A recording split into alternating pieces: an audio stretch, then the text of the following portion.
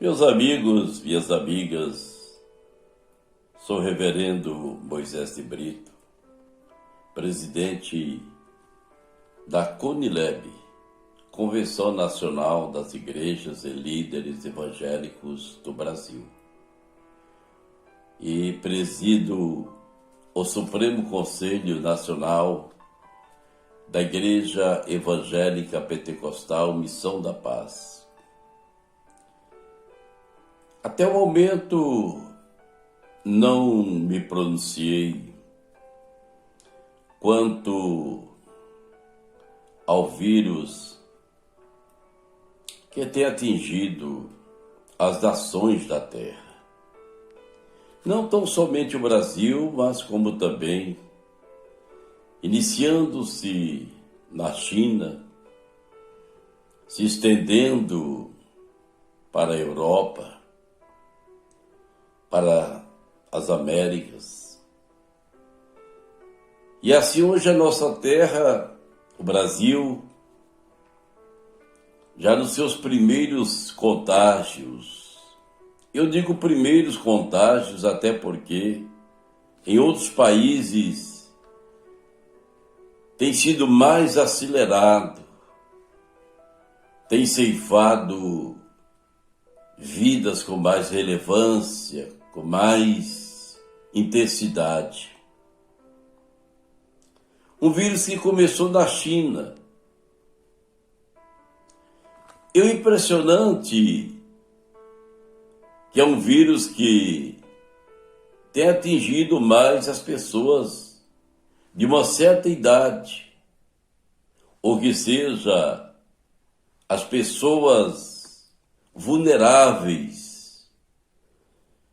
Geralmente o idoso é aquela pessoa que já não tem aquela estabilidade como tem uma pessoa mais jovem. De outro lado, temos aquelas pessoas mais jovens que também são vulneráveis, até porque são portadoras de outros tipos de enfermidades, de doenças, etc.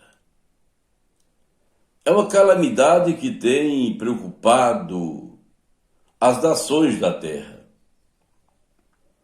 Nós que somos leitores e seguimos criteriosamente os princípios da palavra de Deus, sabemos que não nos assustamos com um vírus, coronavírus e outros que têm atingido a humanidade. Não nos assustamos porque a palavra de Deus é a verdade. É onde se encontra a verdade. E mais cedo ou mais tarde iria acontecer, vai acontecer, acontecerão os princípios de dores. Nós observamos que a China é um país materialista, socialista, é um país que se pode fazer tudo, falar em tudo, menos falar na pessoa de Jesus Cristo como Salvador. É um país que tem virado as costas para Deus, tem as suas religiões, mas como já tenho dito em outros vídeos, que religião ou religiões não resolve a questão espiritual da humanidade, ou não dá um conceito de um religamento do homem a Deus, porque o meio desse religamento é através da pessoa de Jesus Cristo. E a China é um dos países que matam os pregadores, matam os missionários, que vão levar a palavra de Deus naquela nação. São presos, são chicoteados, são maltratados. Nós vimos, voltando um pouquinho para a Europa são países considerados países de primeiro mundo. São países que, no conceito deles, têm os melhores médicos do mundo, têm o maior conceito econômico do mundo. São países de população prepotente, população que tem tudo e não precisa de mais nada, e muito menos de Deus. Talvez precisa de uma religião para se apegar com uma religião. E as religiões, elas têm afastado as pessoas do Criador, têm afastado as pessoas de Deus, têm afastado as pessoas do Senhor Jesus Cristo, o qual veio a essa terra resgatar a humanidade. Mas o povo está vivendo segundo seus interesses, segundo seus prazeres da carne, segundo seus sentimentos de alegria, de gozo, de prazeres da terra, e muito menos tem se lembrado de Deus. O país onde centraliza-se o Vaticano, mas não pensam os senhores e as senhoras que o Vaticano tem se preocupado com a salvação da humanidade? Nem um pouquinho.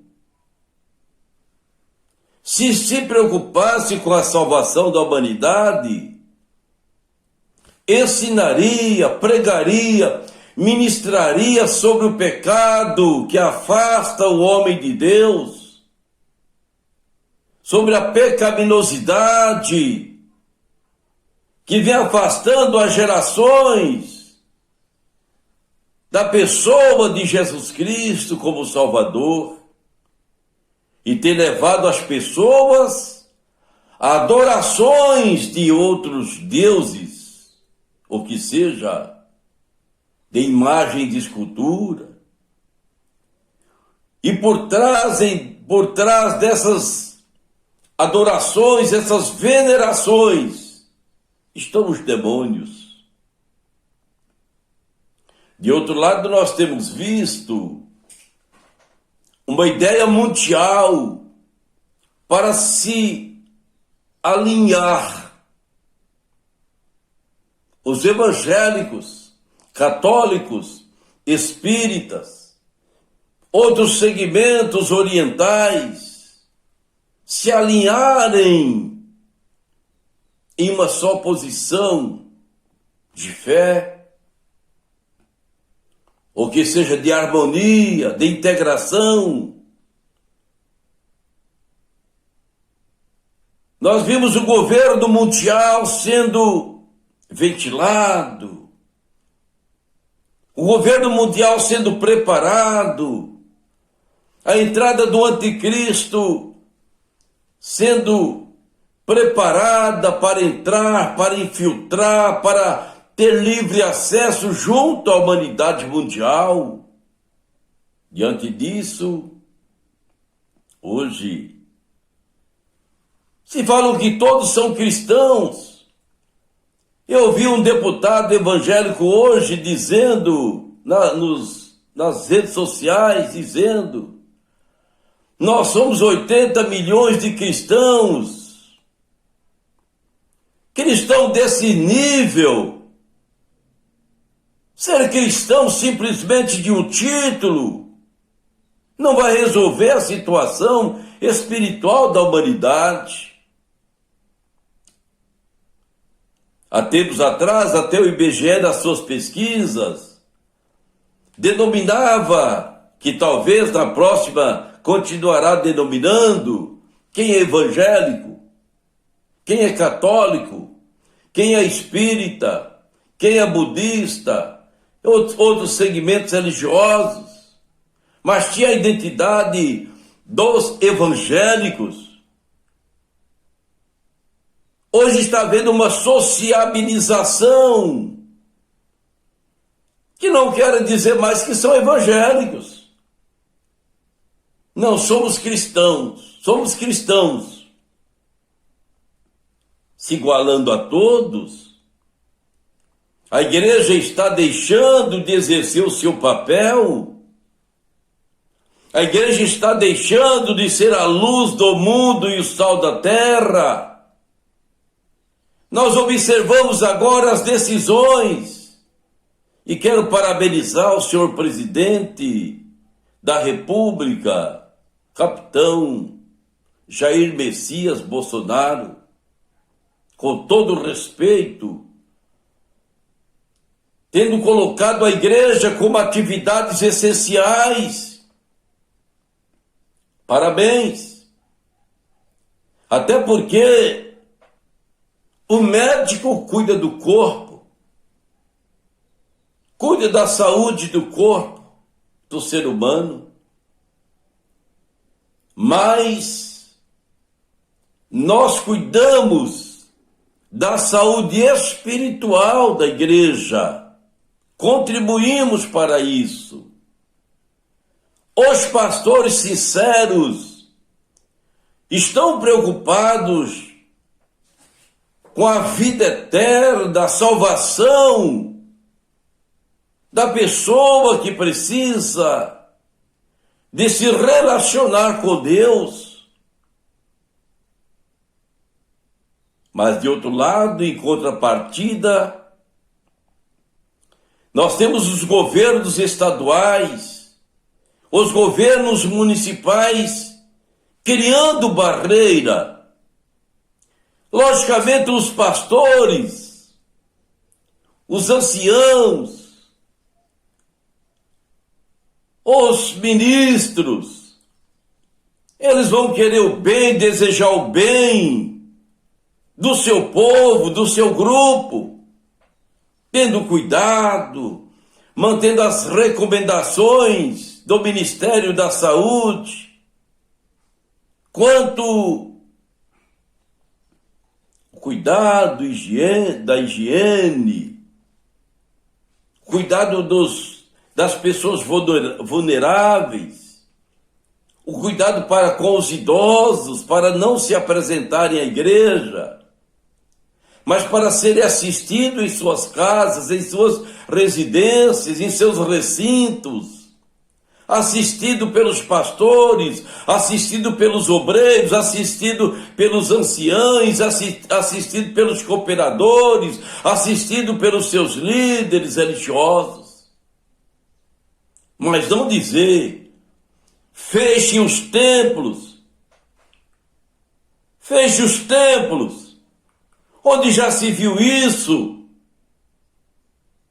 sendo que a igreja foi considerada, até mesmo o Poder Judiciário reconheceu o decreto presidencial como as igrejas, como instituições, atividades essenciais para a vida. O que mais contribuiu nessa terra para o bem-estar da humanidade, o bem-estar social, o bem-estar espiritual da humanidade foram as igrejas. E as igrejas menores, de menores portes, estão sofrendo as consequências, sofrendo as suas dificuldades. Em sua maior parte, são igrejas que pagam aluguéis dos prédios, pagam as despesas, pagam água, pagam luz, pagam taxas municipais, como nós temos o prédio ali na Grande São Paulo, Se paga tudo, paga até a placa para ser colocado lá, ostentando o nome do ministério. Até isso se paga. Enfim.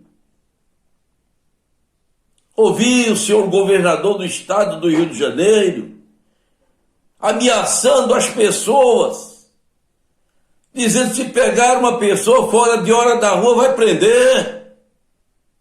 Isso está pior do que a ditadura militar nos anos 60, que passei por esse processo, era jovem, adolescente, criança, adolescente, jovem na época, mas era tempo ordeiro.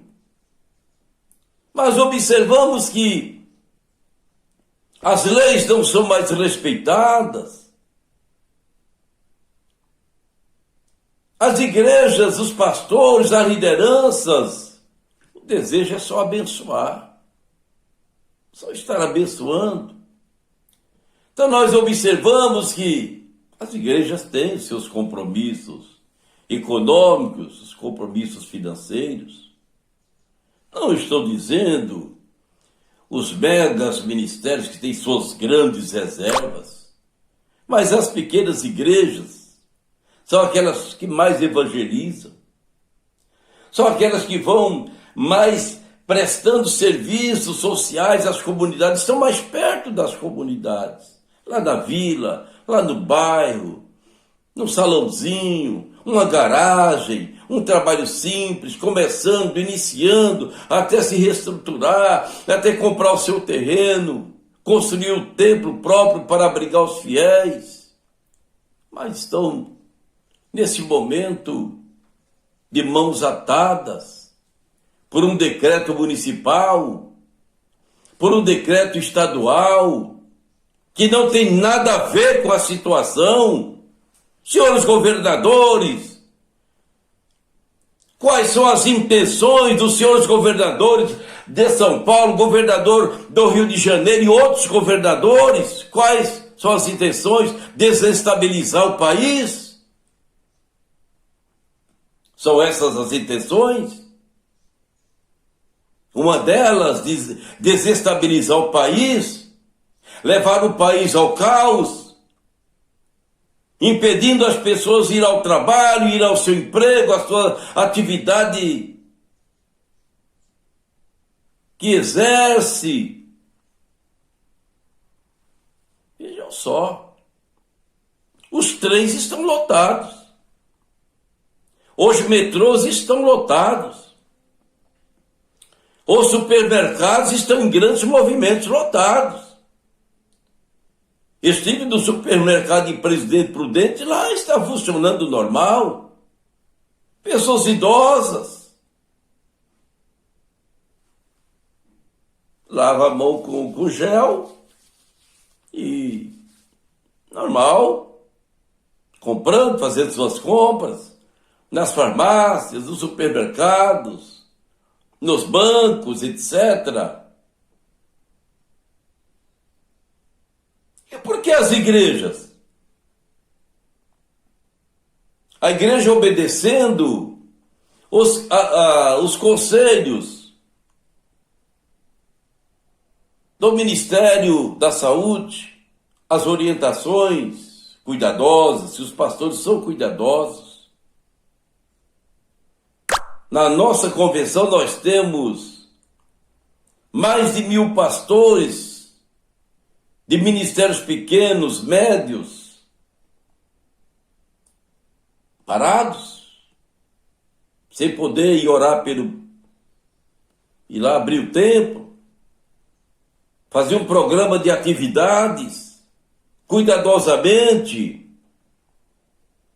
Chega o dia da ceia do Senhor que está chegando agora no início do mês, os pastores precisam levar a igreja a ceiar, a ter aquele memorial da ceia do Senhor, que isso acontece todos os meses, em sua maioria, cuidadosamente. Então nós vimos aqui, na palavra de Deus, se o Senhor não edificar a casa, em vão trabalham os que os que edificam. Salmo 127. Se o Senhor não guardar a cidade, em vão vigia a sentinela. Meu amigo, minha amiga, e nós estamos com Deus, a nossa confiança em Deus, a nossa fé em Deus, mas que Deus, um Deus fabricado por mãos humanas, um Deus construído de madeira, um Deus falível, não. Jeová, o Deus criador dos céus e da terra, aquele que ali no Monte Sinai disse a Moisés: eu sou. Eu desci para livrar o meu povo que está lá no Egito, passando por privações. Quem é, Senhor? Eu sou. É o Deus que nós servimos, que enviou seu Filho unigênito, Jesus Cristo, para dar a sua vida por nós aqui na terra. Mas a humanidade pouco reconhece isso. Diz: eu sou cristão, mas estão nas orgias, nos adultérios, nas mentiras, nas usurpações, no engano, nos vícios, nas bebidices, em toda sorte de males. E dizem: sou cristão. Jesus chama isso de hipócrita. E outros que estão aí, de mãos levantadas, aplaudindo, estão cantando, estão louvando, mas o coração está no mundo. O coração está no pecado. Sai dali de dentro do templo e lá onde trabalha, ninguém sabe que ele é crente ou ela é crente, que ele é servo ou ela é serva, porque o seu testemunho não condiz, o seu comportamento não condiz. Olha para uma mulher evangélica ou cristã, da maneira que queira chamar, não tem diferença das outras. A sua identidade não condiz com o que diz, com o que professa, se é que professa lá fora. Como que Deus vai abençoar essa nação? A nação está sendo convocada, chamada, convidada para um jejum no domingo. Isso vai resolver? Para muitos vai passar fome, vai ficar sem comer um período, sabe por quê? Porque termina o jejum, vai para as mesadas de bebidas alcoólicas, vão para as prostituições, para os seus adultérios, vão para os seus enganos, vão para os seus erros cotidianos. Não muda nada. Não muda nada. Deus poupou nações, Deus poupou cidade, mas chegava com coração quebrantado, coração obediente, que era coração ali contrito diante do Criador, e fazia uma aliança com Deus, uma aliança de conversão, E eu digo aos senhores e às senhoras: se preparem. Aqueles que a tampa do caixão estiverem aberta para ser colocado dentro, é só Deus. Porque para o túmulo vai descer. Pode fazer quarentena, cinquentena, pode fazer o que for, pode fazer devoções, mas se não alcançar o coração de Deus, desce à sepultura. Porque a sentença já foi dada. Encontramos um homem na Bíblia, que o profeta Isaías chegou para ele e disse: põe a sua casa em ordem, porque dessa cama não descerás. E ele estava enfermo. E ele virou para a parede, orou a Deus, suplicou, pediu misericórdia, com o coração quebrantado, e chorou muito. E Deus ouviu o seu clamor. O rei Ezequias ouviu o seu clamor. E o profeta não tinha ainda saído fora do quarteirão. O Espírito de Deus disse ao profeta: volte e diz a ele que eu acrescentarei mais 15 anos de vida para ele. Glória a Deus. Aquele que já estava sentenciado, descer a cova, descer a sepultura, teve mais 15 anos de vida para viver na presença de Deus. Meu amigo, minha amiga, quando Deus dá a sentença, não tem escape. Que seja idoso, que seja idosa, que seja pessoa de média idade, seja quem for. Deus deu a sentença será cumprida e a sentença virá. Mas ainda há tempo. Jesus disse que aqueles que estão em Cristo não morrem, mas passam de uma vida para outra vida. E aqueles que estão fora de Jesus vão para duas mortes: a morte física e o sofrimento espiritual eterno.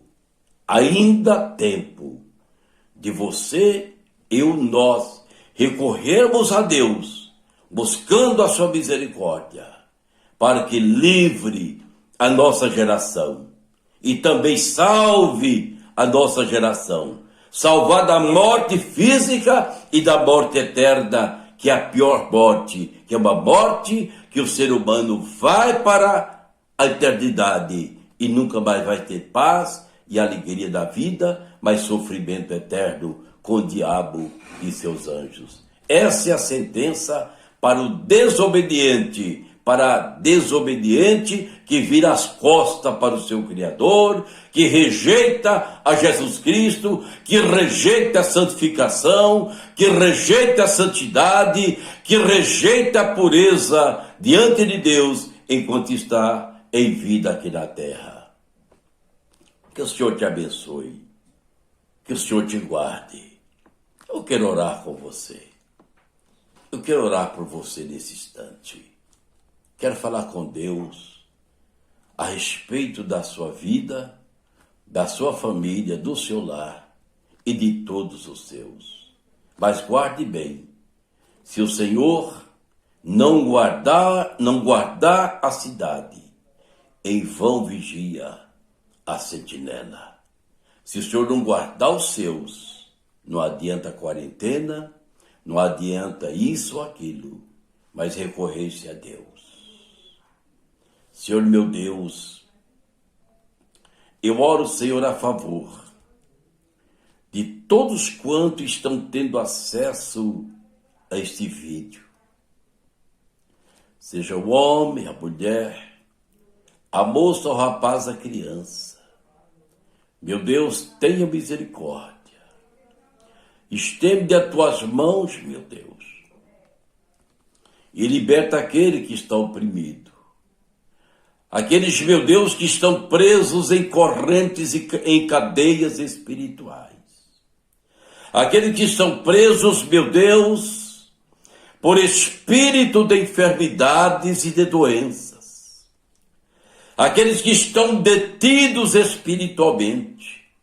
Aqueles que estão presos nos vícios, nas drogas, nos roubos, nos assaltos, no engano, na mentira, na prostituição, nos adultérios, nas luxuarias, nas orgias, nas vaidades, nas contenções dessa terra. Aqueles que estão, meu Deus, presos pelo mal, que sejam libertos e abençoados no nome de Jesus, Pai.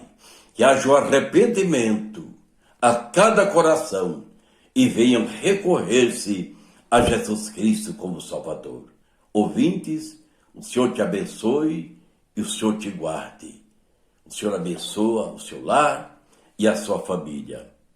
Compartilhe com alguém, se inscreva no nosso canal e seja abençoado em nome de Jesus Cristo, seu amigo Reverendo Moisés de Brito.